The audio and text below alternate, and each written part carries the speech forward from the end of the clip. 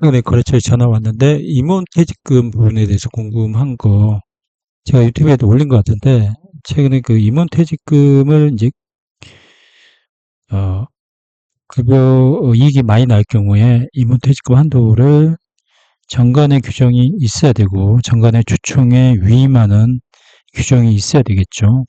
그런 부분에 물어봐서 제가 정리를 해봤습니다. 임원퇴직금은 세무상 어떤 한도가 있고 어떤 규정을 지켜야 되는지, 일단 적용 대상은 임원이기 때문에 대표이사, 이사, 감사, 임원이고 상근, 비상근 상관없어요. 정관에 뭐 상근으로 못을 박으면 상근, 그리고 등기 이사만 되는 경우에 정관에 따르면 됩니다. 그래서 근거 규정이 없으면 그 정관의 임원 퇴직금 규정은 주청에 의한 퇴직금 지급 규정이 하나다 그러면 주청에다가 그거를 해놓으면 되죠. 정관 규정이 있으면 규정 기준 한도 내에 송금 산입은 되죠. 그 규정이 없으면 일단 1년치는 인정해줘요.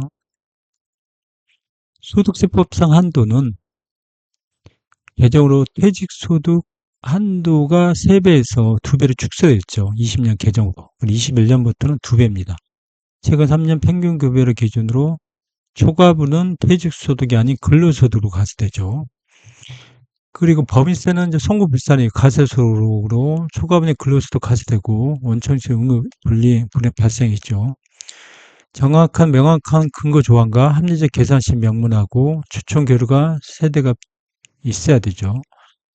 정관에 명확한 근거가 있어야 되고 계산 명문화되는 거죠. 추천 교류.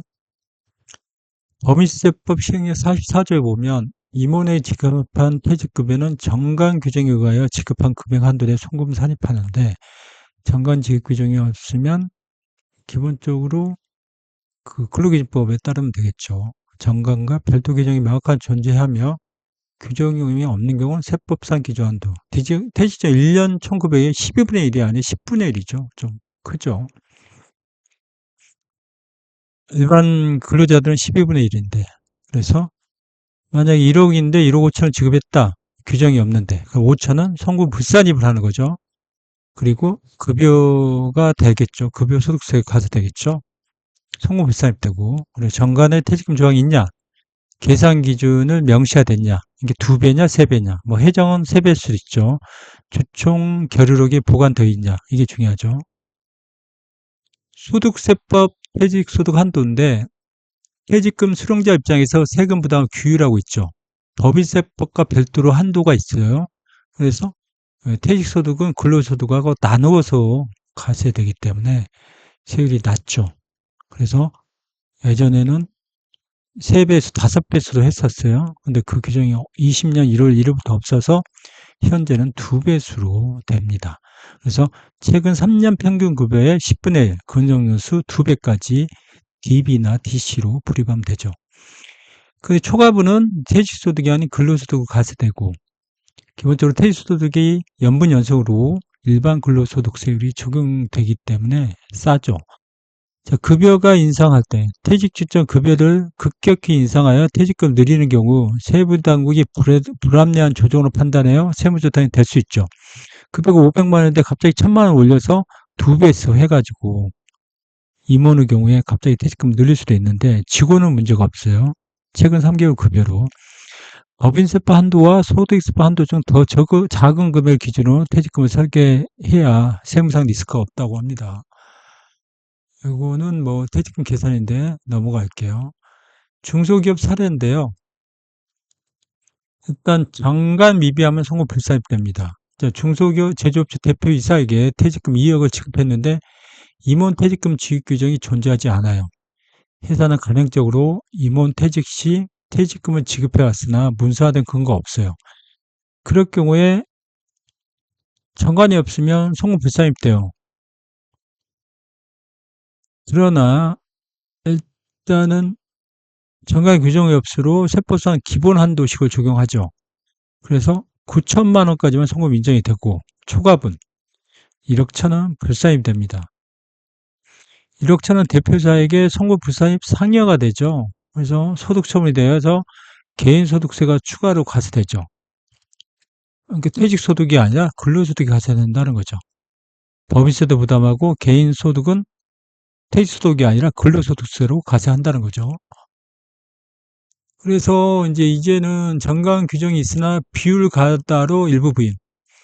일단 10분의 1인데 3배로 정관이 돼 있어요.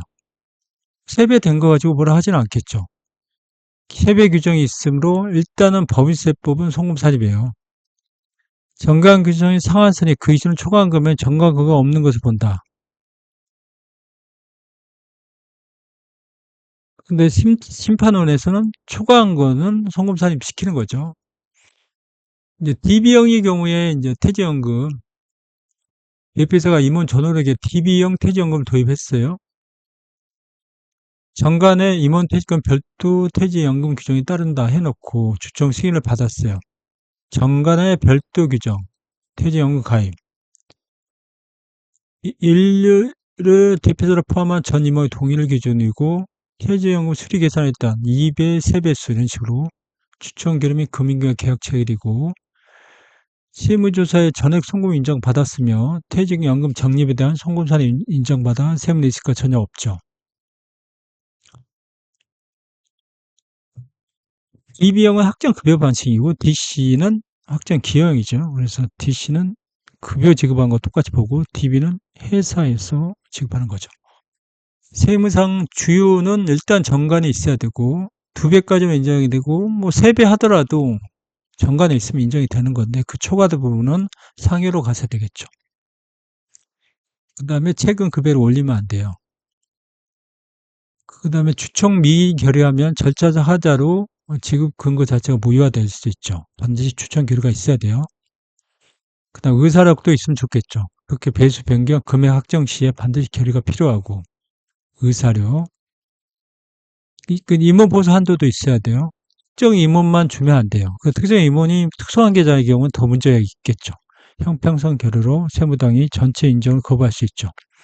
동일기준 일률 적용 원칙이고 중간정산 남발, 퇴직 전 중간정산 반복하여 세부당 회피 시도로 간주되고 중간정산은 범사 허용되는 사유로만 제한되죠. 퇴직 후 활용 시 중간정산 요건 명확하고 사후의 근거 입증이 불가능하여 전액 부인이고 정관 규정, 주총 의사로 지급 증빙이죠. 일단 정관 퇴직금 규정 예시인데 이런 식으로 하는 거죠. 임원이 퇴직할 때 별도 임원 퇴직 규정은 퇴직급여를 따르는 거고 이 규정이 없는 것은 뭐 10분의 1 이렇게 하는 거고 주총에 따라 정할 수도 있다. 그래서 주총에다가 임원 퇴직 규정을 정하면 되죠. 그래서 정관에다가 2배수, 3배수 해버리면 할 수 있는데 나중에 바꿀 수가 없기 때문에 주총으로 위임 규정을 두는 경우가 많아요. 그래서 별도 규정 위임, 세부 내용을 별도 규정으로 위임하여 확보하고 규정이 없어도 최소한의 계산 기준 제시하고 급여 급등 리스크 방지를 위한 평균 기준 선택하고 예외적 상황 대비 추천 결정이죠.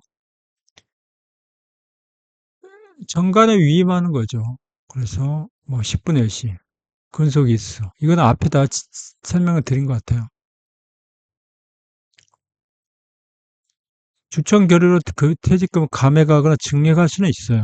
단 감액 시 해당 임원의 동의가 필요하며 증액 시 세법상 한도를 초과할 수 없죠. 그래서 정관은 명문화하고 그 다음에 보통 최근 3년 평균 급여에 권장하고 직접 1년 급여만 사용할 거는 급여 급등 조정 리스크가 높아지죠. 세법은 3년 평균 급여예요. 근속연수 산정은 1년 미만은 절사하되 6개월 이상인 경우는 발림 여부를 규정을 명시하고 있죠. 배수관리 2배, 주총교류, 중간정산도 해당이 되는 경우만 중간정산이죠. 정관규정, 주총구사로, 지급정비, 원천지유 영수 등은 모든 문서는 최소 10년간 보관이죠. 오늘 그 임원 퇴직금 지급 규정을 설명했습니다.